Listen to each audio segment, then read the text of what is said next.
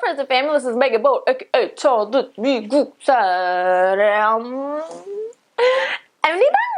And you guys love when I do videos talking about differences in myself, having been in Korea for 5.5 years now. So I thought, why don't we do a video on dating habits that I've acquired in Korea.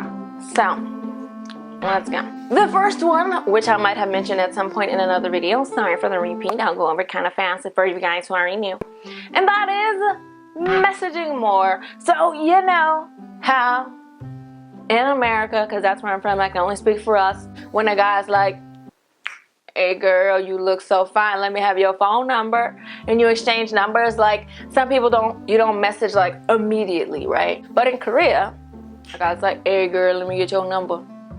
That usually doesn't happen, by the way. You usually meet people via sogeting, which is like blind date, or from like some kind of gatherings with friends, etc. You've exchanged numbers with the guy. He gonna message you as soon as you guys split ways, and he's gonna say something like, so did you get home okay? Did you have dinner? Did you have lunch? Depending on what time you guys met. And it's gonna be like a constant flood of messages all day, every day. You on the toilet, he gonna message you. You at work?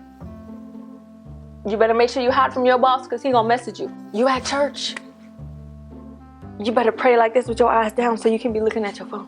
And if you're interested, you best be messaging back, because if you don't message back, they're gonna think that you're not interested. Or if you fail to message for like hours on end and you're busy, and when you come back, you have to be like, I'm so sorry I couldn't message you.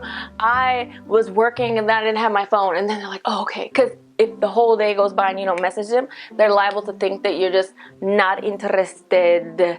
But one of the perks about that is that if you're not interested in somebody, all you have to do is just not message them for that day. Yeah, all right. The next one is complimenting more. But it was weird because the first time I started dating somebody, I thought it was just this person's personality. Like, they're just complimenting me all the time. I was like, oh, okay. He just really loves complimenting me. Every time we meet somebody, this is my girlfriend, she's so pretty, isn't she? She's so smart, and she's doing this, she's doing that. I'm like, oh, this is awesome. Like, what? This is great.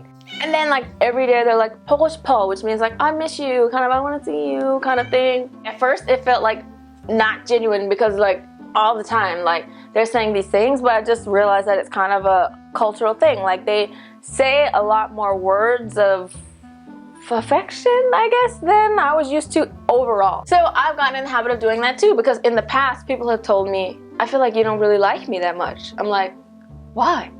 They're like, well, you never say anything. Like, every day I'm like, oh, she's so nice, this is my girlfriend, she's so beautiful, wow, 최고, like 너밖에 없어, like that kind of thing. And then it's like, you don't. And I was like, yeah, but we see each other almost every day, so why do I want to say 보고 싶어 when I just left you 5 minutes ago, you know? So, I don't know, it's just kind of something that I picked up here. But in general, I noticed here people compliment people a lot more, or will say people have done a good job a lot more. So it feels kind of corny and cheesy at first. As an American to come here, like, why is everybody always like saying these like things that like if you were to say to somebody, they might think it was like cheesy or corny, but it's just like a cultural difference in how they do. So, you know, when in Rome. So you got this guy's number, you've been messaging, going on dates, and then he's like, will you be my girlfriend? 내가 우리 사귈래? So then now we're together. What about like hugging and kissing, like that kind of thing?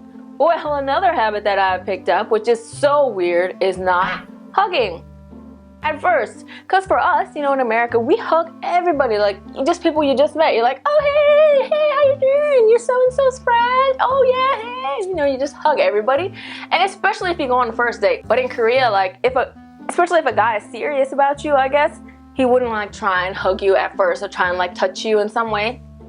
From my experience, it's like, oh, okay, yes, okay, yeah, just like kind of bowing and staying a little bit farther away. And then you have the thing of higher language. So in Korea, you know, there's like 반말 and there's like 존댓말 and stuff. When you first meet somebody, you gotta speak the higher language. So then there's like, you feel more distant, especially if the person is older than you, because it's like you have to respect them and there's like these rules, and you're like, oh my god. So it feels a little bit less personal.